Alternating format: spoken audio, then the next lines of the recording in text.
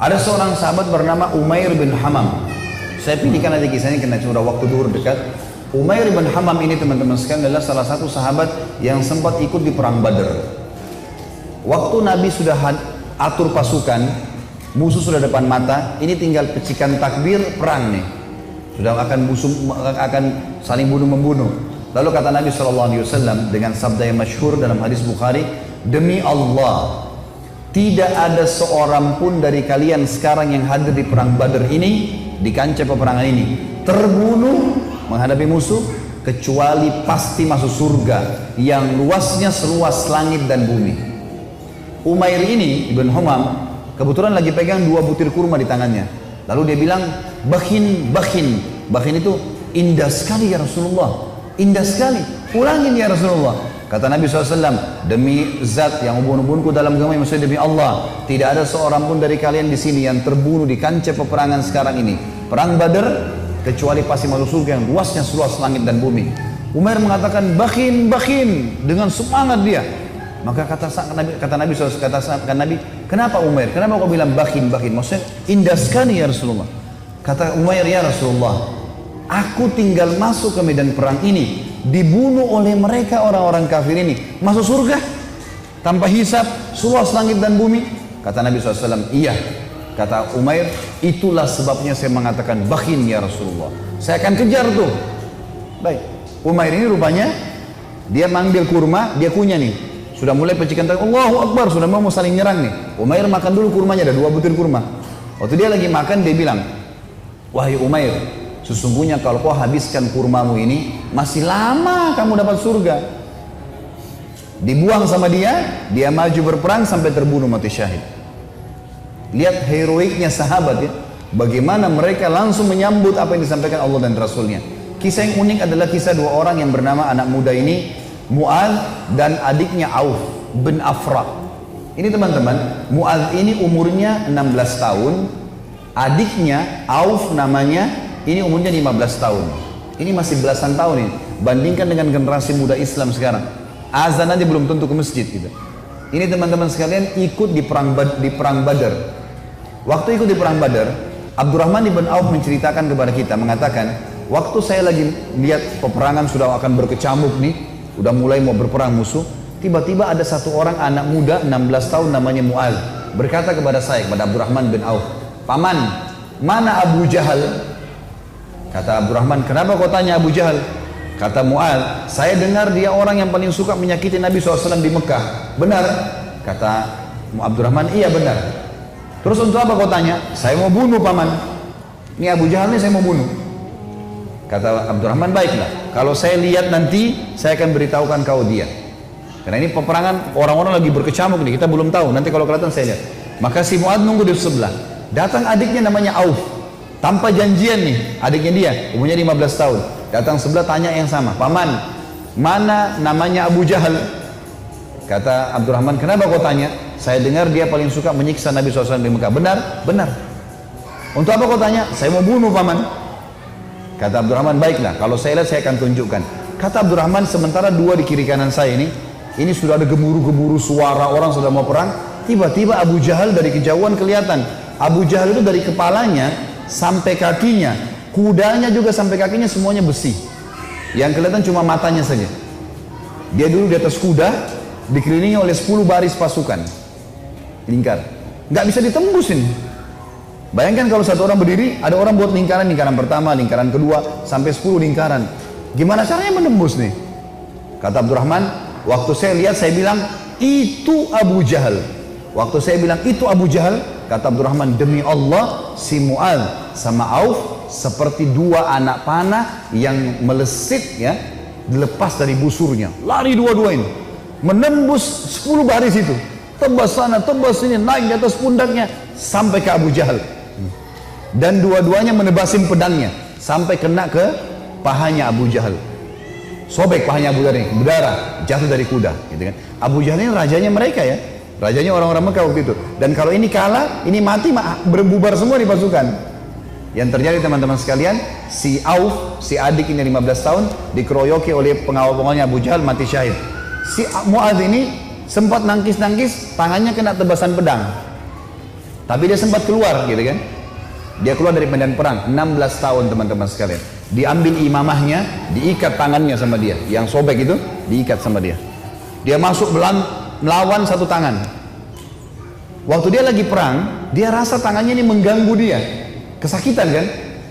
Dia mau cari mati syahid nih. Dia keluar ke kancah peperangan, tangannya ini diinjak sama kakinya, ditarik sama dia. Diputus sekalian. Dia masuk berperang sampai terbunuh teman-teman sekalian. 15 sama 16 tahun yakin mati di medan perang, ini adalah syahid. Gak ada rasa takut sama sekali. Ini luar biasa bagaimana. Kisah yang lain Abu Dujana. Abu Dujana radhiyallahu anhu ini sahabat Nabi, pernah begini, Syammah namanya dia Syammah ya. Beliau pernah ini Nabi SAW pegang pedang di perang Uhud. Udah masuk waktu? Hah? Hah?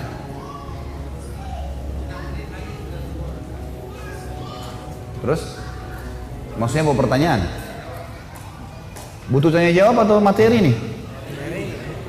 Nah? Kalau saya sih lebih fokus ke materi ya. Lanjut saja ya. Iya, lebih baik kalau antum pulang bawa ilmunya mungkin lebih bermanfaat daripada ada pertanyaan. Insya Allah kalau ada waktu lain, kalau enggak ini. Baiklah, Syammah ibn Harith ini radhiyallahu anhu, beliau pernah teman-teman sekalian Nabi SAW henuskan pedang di perang Uhud, lalu beliau berkata, siapa yang mau memberikan haknya Allah dan Rasulnya di pedang ini?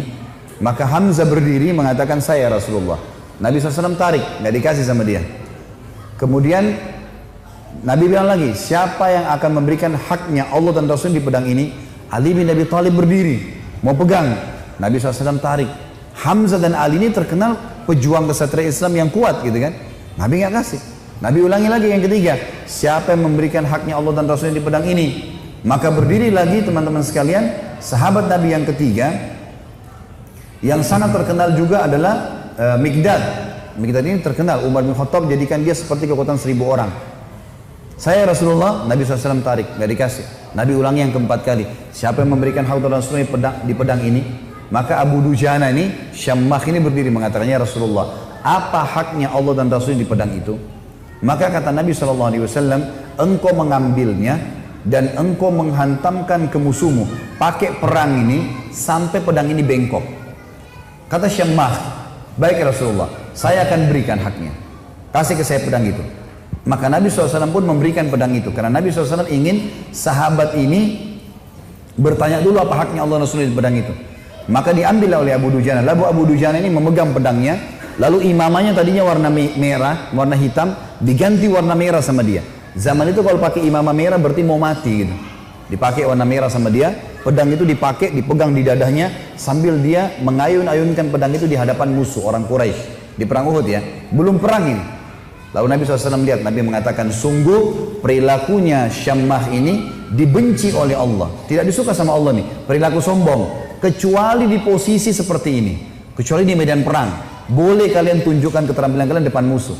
Tapi kalau enggak, ya di lainnya Allah marah. Maka Abu Dujana pun akhirnya memegang pedang tersebut teman-teman sekalian. Yang terjadi adalah ada seorang sahabat namanya Ka'ab radhiyallahu anhu. Ka'ab ini berkata, waktu saya lihat Abu Dujana sudah mulai masuk menyerang musuh di medan perang, saya penasaran bagaimana Abu Dujana memberikan haknya Allah dan Rasulnya di pedang itu. Saya pun melihat ada satu orang kafir yang sangat kuat menyerang orang-orang Islam, tebas sana, tebas sini, badannya kekar. Maka saya berdoa kepada Allah di kancah peperangan. Ka'ab berdoa, semoga orang kafir ini ketemu dengan Abu Dujana. Ternyata Allah kabulkan doa saya, dia bilang. Tiba-tiba Abu Dujana ini berhadapan sama musuh orang kafir itu. Dan waktu berhadapan, mereka akhirnya duel berdua. Dan saking serunya duelan Abu Dujana dengan orang kafir ini, sampai orang-orang di kancah peperangan berhenti perang menyaksikan duelnya mereka, karena luar biasa. Orang kafir berhenti, orang muslim berhenti menyaksikan bagaimana Abu Dujana perang. Sampai akhirnya Abu Dujana ditebas sama orang tersebut dengan pedang dengan sangat kuat, ditangkis sama perisai sampai perisai itu terbelah dua dan pedangnya orang kafir melengket. Maka Abu Dujana pun akhirnya menebaskan pedang itu ke arah orang kafir, yang sampai membuat orang kafir itu terbelah bagian setengah badannya. Akhirnya matilah orang itu. Maka kata Ka'ab, aku pun akhirnya menghadap ke Abu Dujana dan dia berkata, wahai Ka'ab, bagaimana pendapatmu? Bagaimana yang kau lihat dengan ini? Maka dia pun tersenyum. Artinya Abu Dujana betul-betul mengerjakan apa yang diperintahkan oleh Allah dan Rasulnya. Tentu dalam medan perang cukup banyak kisah-kisah teman-teman sekalian. Juga ada kisah yang sangat unik sebenarnya, saya disimpulkan, insya Allah 1 menit saja. Ada namanya Hamrat Asad. Waktu para sahabat kalah di perang Uhud, ada 70 sahabat mati syahid. Sisanya, kan sahabat yang pergi perang Uhud itu 700 orang ya. 70 orang mati, jadi sisa 630 orang. 630 orang ini teman-teman sekalian semuanya luka parah. Kita tutup dengan kisah ini ya. Luka parah semuanya. Nabi pun berdarah pipinya, keningnya berdarah SAW, giginya pecah. Pundaknya sempat dihantam oleh Ibnu Qami'ah. Beliau mengatakan saya rasakan sakitnya sebulan. Ini sahabat semua, 630 orang luka semuanya. Dan minimal mereka luka 5 luka di tubuhnya.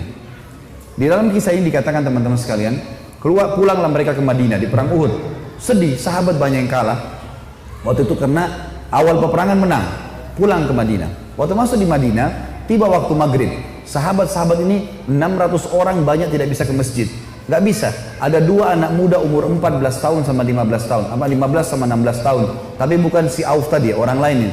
Ini anak muda ini saking banyaknya luka di badannya sampai ditaruh di atas kuda, lalu diturunkan, dimasukkan di dalam rumah, ibunya tinggal rawat, nggak bisa bergerak apa-apa lagi. Sholat pun dalam kondisi isyarat mata, udah sakit semua nih, gitu kan? Baik, habis sholat subuh teman-teman, turun perintah Allah. Ini 1 hari setelah perang Uhud, ada perang namanya Hamrat Asad, nama lokasi. Hamrat Asad ini nama lokasi, Asad artinya singa. Hamrat ini wilayah warna merah karena gunungnya banyak warna merah. Perintah Allah kepada Nabi Muhammad SAW, perintahkan semua sahabat Muhammad yang ikut di Uhud kemarin, 630 orang yang luka itu, semuanya keluar lagi, kejar lagi itu orang-orang Quraisy. Pasukan kalah ya, luka semua. Maka tersebar berita, pemanggil-pemanggil Nabi, hai sahabat-sahabat Nabi yang kemarin ikut Uhud, bukan orang baru, yang luka-luka parah, semuanya oleh Nabi disuruh ngejar menuju ke Hamrat Asad, kejar Quraisy.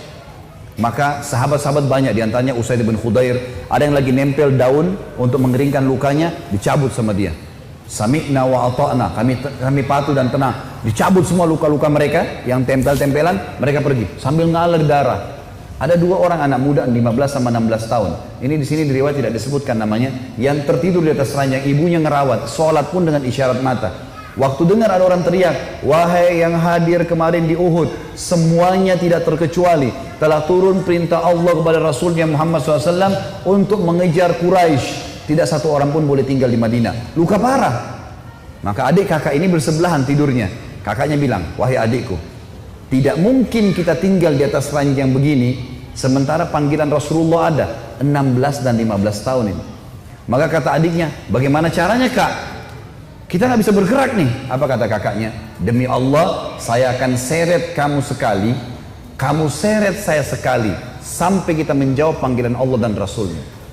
Luar biasa. Saya waktu baca kisahnya sampai netes air mata teman-teman sekalian. Luar biasa. Dan akhirnya mereka seret-seretan sampai tiba di depan Nabi SAW. Ada yang berdarah, ada yang ini. Terutama 2 anak muda ini naik di atas kuda itu sambil diseret jalan ya. Waktu mereka diseret semua pada nangis lihat. Ini luar biasa orang ini. Dan akhirnya sahabat ini semuanya pergi ke sana. Pas Quraisy dengar 630 pasukan yang kemarin kalah, tidak ada orang baru yang datang, bukan tenaga baru cuma yang kemarin, mau berperang, Quraisy tidak berani kembali. Mereka takut, ini jangan sampai luar biasa nih, kok bisa sampai luka parah mau kembali gitu. Maka mereka tidak berani kembali dan tersebar berita kalau setelah kekalahan di Uhud, 1 hari setelahnya di Hamrat Asad muslimin memenangkan peperangan. Dan ini mengobati luka-luka mereka. Tapi saksi bahasan teman-teman bagaimana mereka luar biasanya dalam mempertahankan agama ini.